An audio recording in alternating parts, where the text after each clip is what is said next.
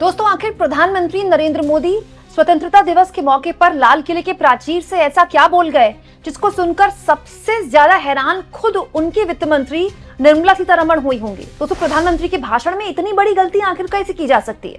दोस्तों, ये बात तो मैं लोकसभा चुनाव से ही बोल रही हूँ कि प्रधानमंत्री मोदी को एक नए स्क्रिप्ट राइटर की अर्जेंट जरूरत है।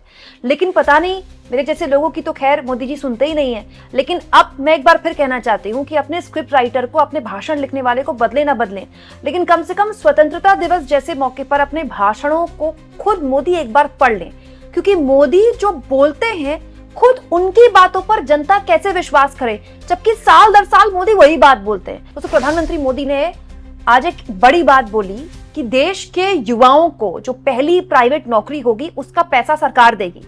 इसके लिए बकायदा ऐलान किया गया। उसका नाम है प्रधानमंत्री विकसित भारत रोजगार योजना, राइट। हालांकि इस पर भी सवाल उठने चाहिए कि सरकार को आखिरकार अब रोजगार की क्यों याद आ रही है, लेकिन ये मैं आगे आपको बताऊंगी। चलिए उस पर विश्लेषण करेंगे, क्योंकि उस पर एक्सपर्ट्स इस सरकार को आईना कैसे दिखा रहे हैं ये समझना जरूरी है, फाइनेंशियल एक्सपर्ट्स। लेकिन जरा प्रधानमंत्री की इस योजना को लेकर मैं चाहती हूँ कि जरा आप इधर ध्यान रखें।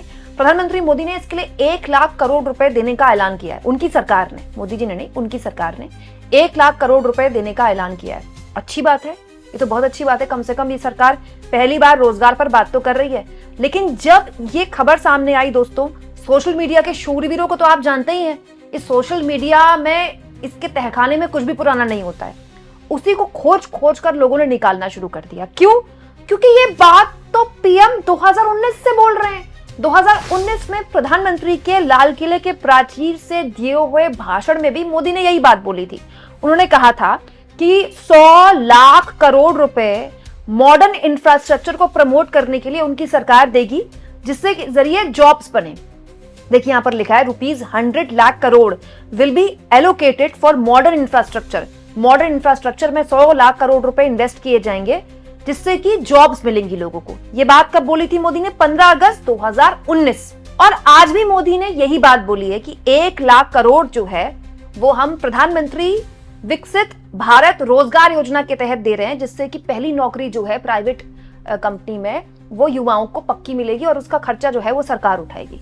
तो प्रधानमंत्री मोदी यही बात 2019 में बोल रहे हैं, फिर वो 2025 में बोल रहे हैं। मैं तो ये जानना चाहती हूँ दोस्तों कि 2019 में अगर मोदी ने बात बोली है तो पैसा तो गया होगा। और तो दोस्तों, सरकार का जो पैसा है वो कहाँ गया? भाई, सरकार ने पहले ये बात बोली है ना, सरकार के मुखिया ये बात बोल रहे हैं ना कि हम इतना इतना पैसा यूथ के एम्प्लॉयमेंट के लिए देंगे, तो वो कहाँ खर्च हुआ? और अगर वो खर्च हुआ तो उसका क्या नतीजा निकला? दोस्तों, नतीजे बहुत अच्छे होंगे जमीन पर। इसीलिए तो मोदी जी बार बार इसमें इतना एलोकेशन कर रहे हैं। बहुत बड़ा एलोकेशन है ना, 1 लाख करोड़। तो प्रधानमंत्री मोदी बताएं कि ऐसी ही योजना उन्होंने 2019 में जो बोली थी, जो कि लाल किले के प्राचीर से बोली थी, उसका जमीन पर कितना असर दिखाई दे रहा है? कहीं ऐसा तो नहीं कि बस योजना के नाम बदलने का ही यहाँ पर आयोजन किया जा रहा है? क्योंकि दोस्तों, इस तरह की योजना का ऐलान 2024 के लोकसभा चुनाव के बाद जो बजट पेश किया गया था, याद होगा आपको, उसमें निर्मला सीतारमण ने किया था। तब कांग्रेसियों ने कहा था कि ये तो हमारी जो पहली नौकरी पक्की वाला राहुल गांधी का जो न्याय पत्र था उसकी चीटिंग कर ली सरकार ने। तो पिछले बजट से लेकर अब तक सरकार तो तब भी कह चुकी है कि हम प्राइवेट कंपनियों को पैसा देंगे और आप जाके वहां पर इंटर्नशिप करें। तो सरकार को बताना चाहिए ना कि योजना पर योजना जो सरकार लॉन्च कर रही है, पहले के पैसे का, पहले का जो एलोकेशन हुआ उसका क्या नतीजा निकला। दोस्तों, प्रधानमंत्री नरेंद्र मोदी ने आज लाल किले की प्राचीर से एक बहुत बड़ा ऐलान किया है कि जीएसटी का सरलीकरण किया जाएगा और दिवाली में इसका बड़ा तोहफा सरकार दे सकती है।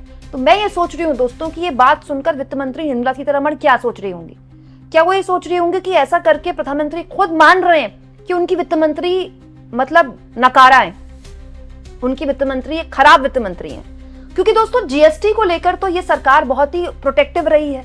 हालांकि विपक्ष उसको गब्बर सिंह टैक्स बोलता रहा। राहुल गांधी कहते रहे कि जब से जीएसटी लागू हुआ व्यापारी त्रस्त हो गए, और जीएसटी को लेकर लगातार विपक्ष कहता रहा कि इतना कॉम्प्लेक्स है और इतने ज्यादा इसमें कैटेगरीज हैं कि इसको आप खत्म कीजिए। पिछले कई महीनों से एक खबर चल रही है, मैंने भी आपको अपने चैनल में खबर दिखाई थी कि 12% का जो स्लैब है सरकार उसको खत्म कर देगी। क्योंकि उस स्लैब में वैसे भी ज्यादा चीजें नहीं है, मोस्टली चीजें 18% के स्लैब में या 5% के।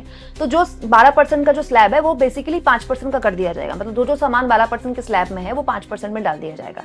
दूसरा, जीएसटी तो इसी सरकार ने लगाया है। जीएसटी कोई नेहरू ने थोड़ी लगाया या इंदिरा गांधी ने भी लगाया।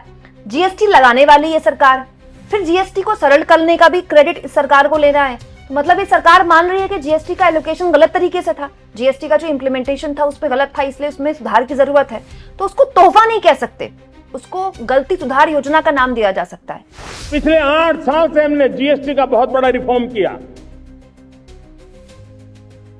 पूरे देश में टैक्स के बर्डन को कम किया, टैक्स की व्यवस्थाओं को सरल किया, और 8 साल के बाद समय की मांग है कि हम एक बार उसको रिव्यू करें। हमने एक हाई पावर कमेटी को बिठा करके रिव्यू शुरू किया, राज्यों से भी विचार विमर्श किया, और मेरे प्यारे देशवासियों, हम नेक्स्ट जनरेशन जीएसटी रिफॉर्म्स लेकर के आ रहे हैं। ये दिवाली के अंदर आपके लिए तोहफा बन जाएंगे। दोस्तों, अब ये दोनों ही योजनाएं, जॉब्स के लिए सरकार का पैसा और जीएसटी का सरलीकरण, ये एक इशारा देता है। इशारा ये कि सरकार ये बात समझ रही है कि जो अर्थव्यवस्था है उसकी हालत ठीक नहीं है। आखिरकार सरकार ये बात समझ रही है। क्यों? क्योंकि एक्सपर्ट्स भी ये बोल रहे हैं। दोस्तों, बसंत महेश्वरी हैं, सोशल मीडिया में काफी एक्टिव रहते हैं, फाइनेंशियल एक्सपर्ट हैं, शेयर मार्केट वगैरह में काफी सलाह देते हैं लोगों को। उन्होंने एक बात बोली है प्रधानमंत्री के जीएसटी के सरलीकरण पर। उन्होंने एक बात बोली है कि आखिरकार ये एक्सेप्ट किया जा रहा है कि देश की जो इकोनॉमी है, अर्थव्यवस्था है, उसमें एक स्लो डाउन है।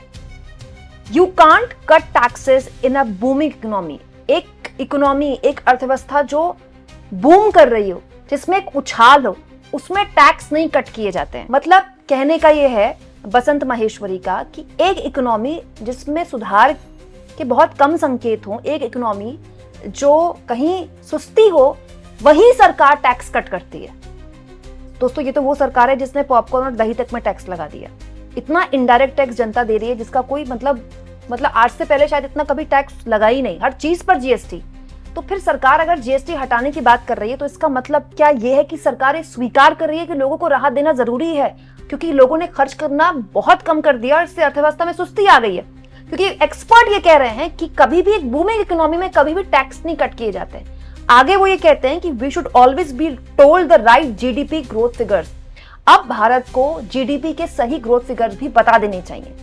तो दोस्तों, ये दोनों ही जो मामले हैं, जीएसटी में जीएसटी स्लैब में बदलाव करना और नौकरियों के बारे में सरकार की बात करना, ये क्या बताता है?